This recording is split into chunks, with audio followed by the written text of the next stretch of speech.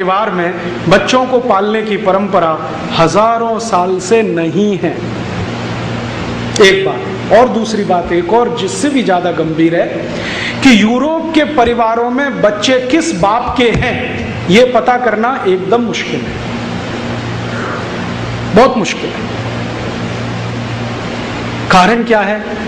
वहां जो शारीरिक संबंध हैं वो इतने खुले हैं, इतने फ्री हैं कि कोई भी किसी के साथ जाए।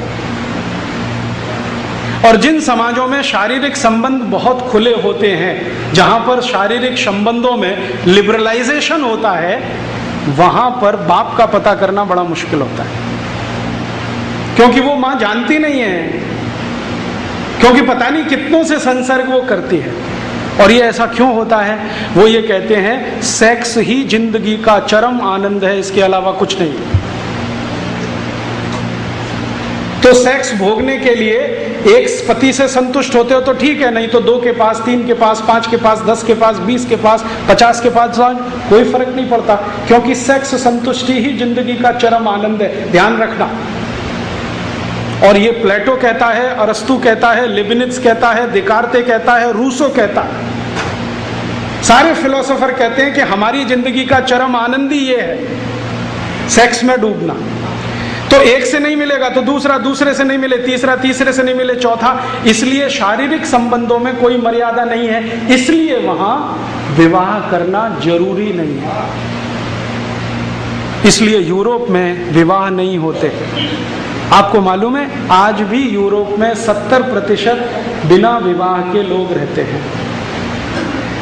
एक अंग्रेजी में आजकल शब्द आया है लिव इन रिलेशनशिप, बहुत चल रहा है। इसका मतलब है बिना विवाह के साथ साथ रहना। 2 दिन एक के साथ रहना, 3 दिन दूसरे के साथ, 5 दिन तीसरे के साथ, महीने चौथे के साथ, 2 महीने पांचवें के साथ, साल भर में 10-20 बदल दो। ये आज की परंपरा नहीं है, हजारों साल की। तो विवाह होता नहीं है, बिना विवाह के ही सब होता है। तो विवाह की परंपरा भी नहीं है, मान्यता भी नहीं है, इसलिए विवाह करना, कराना वहां कुछ महत्वपूर्ण बात नहीं मानी जाती। अब जहां सेक्स संबंध ही जिंदगी का सारा उत्कर्ष है, चरम है, तो वहां फिर मान्यता क्या है? वहां मान्यता यह है कि स्त्री और पुरुष ऐसे ही हैं जैसे इस्तेमाल करने वाली वस्तुएं। जब तक मजा देती हैं इस्तेमाल करो, जिस दिन नहीं देती है फेंक दो, नहीं ले आओ।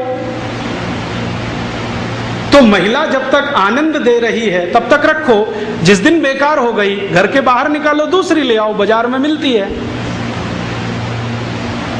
अब परिणाम क्या होता है कि एक साथ बहुत सारी महिलाओं से शारीरिक संबंध रखना, तो पता कैसे चले बाप कौन सा है? अब जहां सेक्स संबंध ही जिंदगी का सारा उत्कर्ष है, चरम है, तो वहां फिर मान्यता क्या है? वहां मान्यता यह है कि स्त्री और पुरुष ऐसे ही हैं जैसे इस्तेमाल करने वाली वस्तुएं। जब तक मजा देती हैं इस्तेमाल करो, जिस दिन नहीं देती है फेंक दो, नहीं ले आओ। तो महिला जब तक आनंद दे रही है तब तक रखो, जिस दिन बेकार हो गई घर के बाहर निकालो, दूसरी ले आओ, बाजार में मिलती है। अब परिणाम क्या होता है कि एक साथ बहुत सारी महिलाओं से शारीरिक संबंध रखना, तो पता कैसे चले बाप कौन सा है? बिना शादी के बच्चे होंगे तो पता कैसे चले बाप कौन सा है? तो इसलिए यूरोप में परिवार बनता नहीं है। परिवार तो कुछ निश्चित बिंदु से शुरू होता है ना। परिवार तो ऐसे शुरू होता है, मेरी माँ ने कहा देख ये तेरे पिताजी हैं, बस वहीं से शुरू हुआ। वहां कोई माँ ये कह नहीं सकती कि ये तेरे पिताजी, पता ही नहीं है उसको कौन सा पिताजी है। और ये 1-2 साल नहीं रहा है, 2500 साल ये रहा है। और 2500 साल में कम ज्यादा होता रहा। आज भी 2006 में यूरोप में यही चल रहा है। मैक्सिमम लोग लिव इन रिलेशनशिप में हैं, धर्म पत्नी और पति बनके नहीं है, गर्लफ्रेंड बॉयफ्रेंड हैं, पति पत्नी नहीं है, जो हमारी परिभाषा है ना पति पत्नी की नहीं है। तो वहां फिर होता क्या है? वहां फिर होता ये है कि जब इतने सारे लोगों से इतने तरह के संबंध आप रखें, तो सबसे ज्यादा वेनरल डिसीजेस, सेक्स जनित रोग सबसे ज्यादा इसी समाज में, सबसे ज्यादा। और आजकल तो आप सुनते हैं ना बार बार, वफादार रहो, एक ही पत्नी से संपर्क रखो, नहीं तो ये हो जाएगा, ये हो जाएगा। यूरोप में ये कहानी 2500 साल से ऐसे ही चल रही है। फिर बीच बीच में कुछ लोग ऐसे आए यूरोप में जिन्होंने इसको बदलने की कोशिश की। बीच बीच में उनके समाज में ऐसे लोगों ने जन्म लिया, वो कहने लगे कि ये अच्छा नहीं है, गलत है, इसमें कुछ लिमिटेशंस करो, नियम बांधो, परिवार बनाओ, शादियां करो, शादियों के साथ रहो। ऐसे कुछ लोग आते रहे, लेकिन उनको जिंदा नहीं रहने दिया समाज ने। अब मैं कहानी सुनाता हूं। ऐसे ही एक यूरोपियन व्यक्ति थे जो आज से लगभग 1600 साल पहले यूरोप में पैदा हुए। उनका नाम था वैलेंटाइन। और ये कहानी है 478 एडी। एडी माने ईसा की मृत्यु के बाद, आफ्टर डेथ। आज से लगभग 1300 साढ़े 1300 साल पहले की कहानी। एक वैलेंटाइन नाम के महापुरुष ने जन्म लिया, जो ये कहता था कि हम जो शारीरिक संबंध रखते हैं कुत्तों की तरह से, जानवरों की तरह से, ये अच्छे नहीं है, इनमें से ये खराबी, तो इनको ठीक करो। एक पति एक पत्नी के साथ रहो, विवाह करके रहो, शारीरिक संबंधों को उसके बाद ही शुरू करो। ऐसी ऐसी वो बातें करते थे। और वो वैलेंटाइन महाशय जो नौजवान उनके संपर्क में आते थे उनको यही सिखाते थे। रोज उनका भाषण यही चलता था। संयोग से वो चर्च के पादरी हो गए, तो चर्च में आने वाले हर आदमी को यही बोलते थे कि भाई शादी कर लो, तभी संबंध रखो, बिना शादी के संबंध मत रखो। तो कोई कोई उनसे पूछता था कि आपको ये वायरस कहां से घुस गया, ये तो यूरोप में है नहीं कहीं। तो वो कहते थे कि आजकल मैं ईस्टर्न फिलॉसफी का अध्ययन कर रहा हूं, उसमें ये समझ में आ रहा है। ईस्ट समझते? ये ईस्ट माने भारत। आज से 1600 साल पहले, 1700 साल पहले का भारत पूरा ईस्ट लगभग वही था। चीन में भारतीय सभ्यता, बुद्धिज्म। इंडोनेशिया, मलेशिया में भारतीय सभ्यता, बुद्धिज्म। जितनी दूर तक नजर जाती है ईस्ट और फार ईस्ट में, सब जगह भारत और भारती था। ये बाउंड्री तो अभी बनी। तो वो कह रहे हैं कि मैं आजकल ईस्टर्न फिलॉसफी का अध्ययन कर रहा हूं और मुझे लगता है कि वो परफेक्ट है। उसी के लिए मैं चाहता हूं कि आप ये मानो। तो कुछ लोग मानते थे। तो वो वैलेंटाइन पता है क्या करते थे? चर्च में बच्चों की शादियां कराते थे। चर्च में बच्चों की शादियां कराते थे। और एक दो नहीं, उन्होंने सैकड़ों शादियां कराई। जिस समय ये वैलेंटाइन हुए उस समय रोम में एक राजा था, उसका नाम था क्लॉडियस।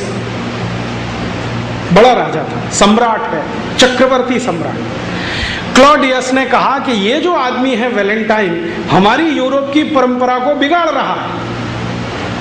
हम बिना शादी करके रहने वाले लोग, मौज मजे में डूबने वाले लोग, और ये सबको शादियां करवाता फिर रहा है।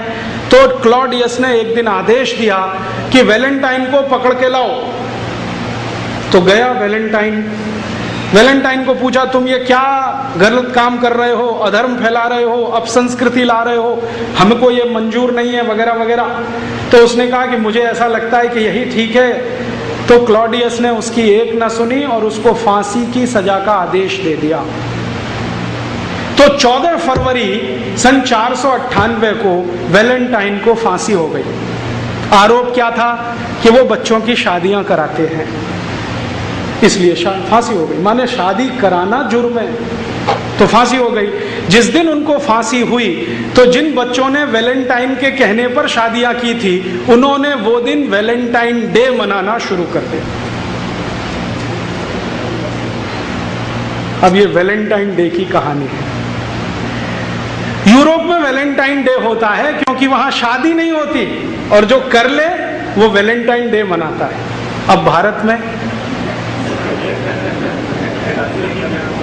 बिना अकल, बिना सोचे, बिना समझे हमने वैलेंटाइन डे चालू कर दिया। स्कूलों में, कॉलेजों में पागलों की तरह से Valentine day, Valentine day, Valentine day. और इस धंधे में बड़ी बड़ी कंपनियां लग गई जिनको ग्रीटिंग कार्ड्स बेचने हैं। वैलेंटाइन डे का ग्रीटिंग कार्ड, वैलेंटाइन डे का गिफ्ट, और वैलेंटाइन डे का तो मिठाई, और वैलेंटाइन डे का तो ये, और वैलेंटाइन डे का वो। और टीवी चैनलों ने धुआंधार उसका प्रचार कर दिया। तो गली मोहल्ले छोटे छोटे बच्चे 10-10, 12-12 साल के वैलेंटाइन डे में फंसे हुए हैं। हाँ, और ऐसे मूर्ख हैं कि वो जो कार्ड भेजते हैं ना, उसमें लिखते हैं would you be my Valentine. हाँ, इसका सही मतलब है कि आप मेरे साथ शादी करोगे, और वो एक को नहीं 10-10 को भेज देते हैं, 20-20 को भेज देते हैं, 25-25 को, would you be my Valentine. अभी मैं तो एक दिन तंग हो गया, परेशान हो गया। बंबई में मैं एक सज्जन के घर खाना खाने गया, तो उनके घर में एक दादाजी हैं, दादाजी 65 साल के, उनको 25 ग्रीटिंग कार्ड आए हैं, लिखा हुआ would you be my Valentine. लिखने वाले कौन हैं? 15-20 साल के लड़के लड़कियां, वो दादाजी को वैलेंटाइन बना रहे हैं। मूर्खों को पता नहीं है कि वैलेंटाइन होता क्या है। बिना सोचे बिना समझे ये जो हम लेते हैं ना, ये ऐसा नाश करता है। तो यूरोप की तकलीफ है, वहां शादियां नहीं होती हैं। शादी कराने वाला कोई पैदा हो जाए तो उसको फांसी हो जाती है। इसलिए वो कभी कभी ऐसे लोगों को याद करने के लिए कुछ सेलिब्रेट करते हैं। हम उनकी नकल करें ये बिल्कुल जरूरी नहीं।